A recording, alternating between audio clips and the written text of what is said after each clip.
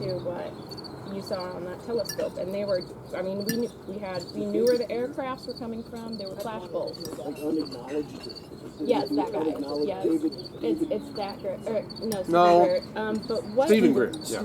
Stephen Greer. He's got all those unacknowledged movies or Yeah, whatever. and he's very, very fringy and very contentious, and he's a narcissist for sure.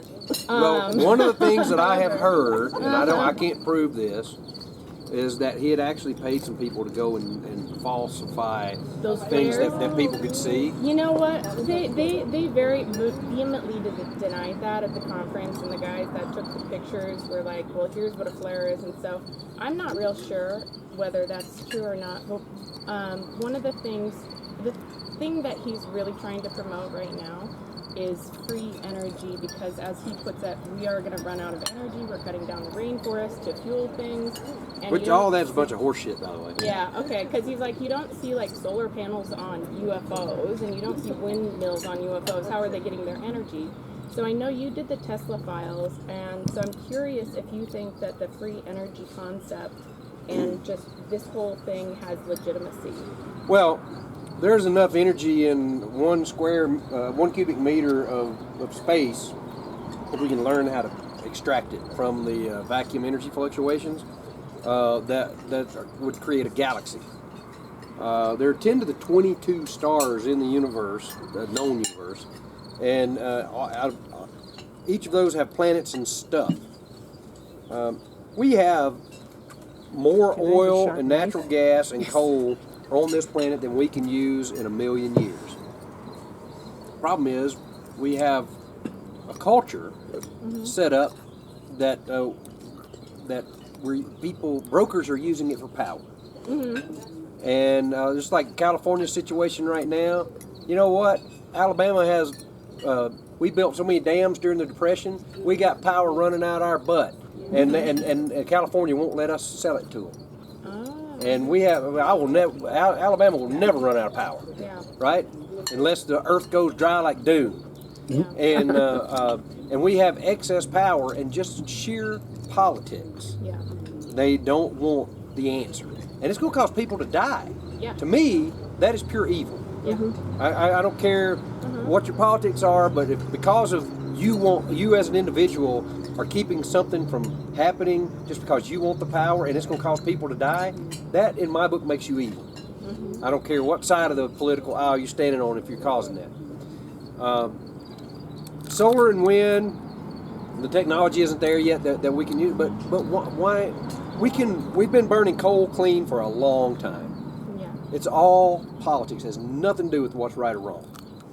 And so I feel really bad about people. You know, they can't even run their electric cars that they all bought, in California. They're actually being told that they can't drive on Wednesdays now or something like that because it uses too much power. So even if we had free energy, it's not like we'd be able to do anything with it anyway. Well, here's the freeing thing. When we invent the free energy device that you have on at your house, in your car, that you are your broker of the energy you use, and you're not having to buy it from, a drug dealer.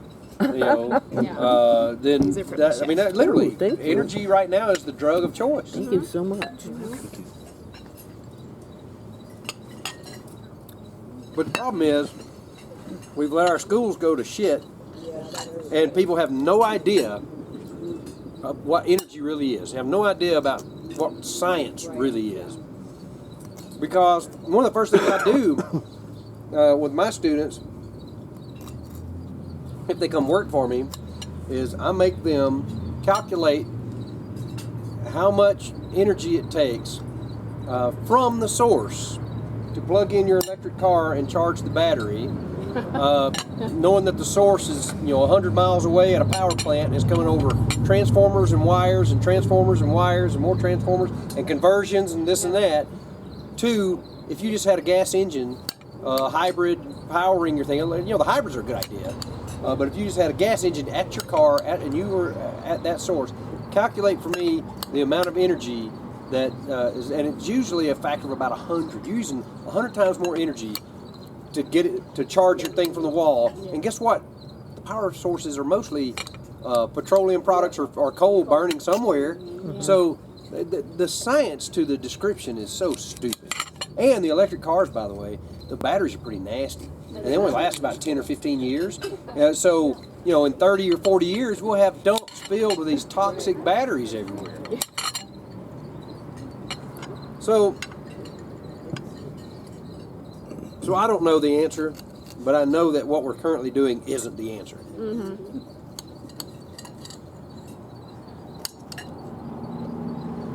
Miniature nuclear reactors. Cold fusion. Mr. Fusion. Cold Yeah. fusion. Mr. Fusion, just like in Back to the Future.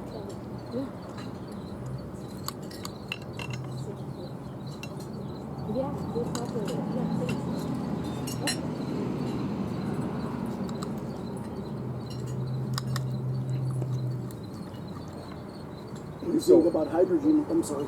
I was just going to say, so how long does Skinwalker continue? Until we find out what the hell's going on. Forever. And maybe even after that, us trying to figure out how to exploit it or make friends with it. Any of that could happen in season 4, like attempts to communicate? Well, we've been attempting to communicate many times. Bigger rockets. I'm so glad you found more than they did on Oak Island. So one of the main producers of our show is producer of Oak Island as well. And we're all the time when we'll dig or something, we're all saying, holy shit, we found some coconut fibers.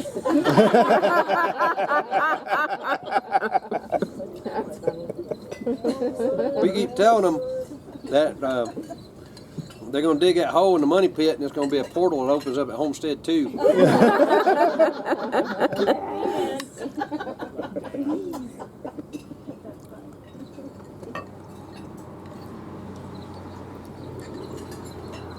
Dragon already volunteered to go into a portal, so Yeah. just shove him in. Yeah, we talked about we need to keep some rope and tie it around him and throw him in.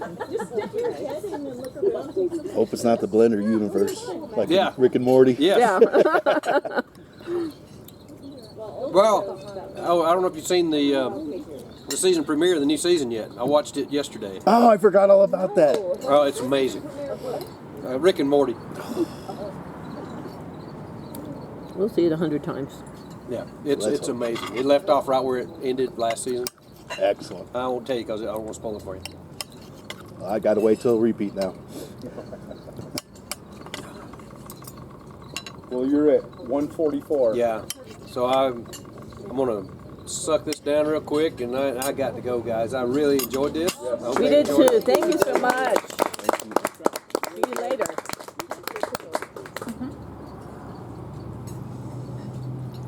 You want to just take that to go? Carrying the banner.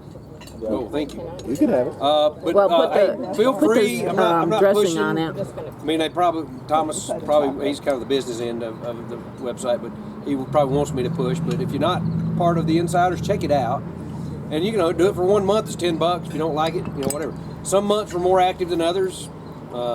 We've been pretty active since we've been filming, and I every chance I get, I try to go on and chat for 10 minutes with folks or whatever. It is very random. We've been trying to figure out a way to do it more in a schedule, but. Do you want somebody to look up that spreadsheet to look at some of the stuff? Oh yeah, so there's a spreadsheet that the insiders have put together, and it's on the website there, and it has great detail about everybody's things they've observed on the website, ideas for experiments, things that's happened to them, and all this kind of. It's really detailed, and so it's like a whole other dimension, and it's a way you can interact with the research that we're doing. So.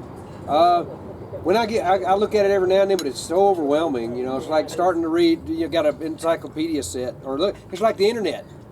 There it is. Yep, all the knowledge that you don't want to know. Yeah, you finished it last night. Yeah, it was a good read, right? I try and look at what some people write before I log on and Stargate for a while and see what I see. Yeah, what we might have to do is get a team of the insiders to maybe create a summary chart that gives us like we think is the greatest hits. Kind of talking about that, starring the ones that read. That might be might make it easier on us if you guys sort of, it's like my science fiction publisher. I went to her house one day to talk about my next book, and her whole first floor of her house is stacks this high of manuscripts. I mean, literally everywhere. And she's like, "Well, this is the slush pile that we get unsolicited," and it was like her living room. Then her kitchen was filled with, and the whole house, and she had teams of people trying to read it into a pile that would get to her, that she would then decide gets published. And so the spreadsheet's beginning to be like that. It's a lot of information I there. figure there's at least 100 entries per month. That's a lot of stuff to review. Yeah. And the fact that, the last Chips and Salsa we had nearly 500 people on. Oh my god, I couldn't type quick enough. Oh, we couldn't read quick enough. It's just things just going by like it's crazy. So yeah, well, it's highly interactive. It's a lot of fun. But guys, I really have to go. Thank y'all so much. Thank y'all. So have a good one. You too. Man. Yep. See you later. Thank you. Thank y'all. See you, man. All right. So I'm supposed to be back at the conference center at 7, right?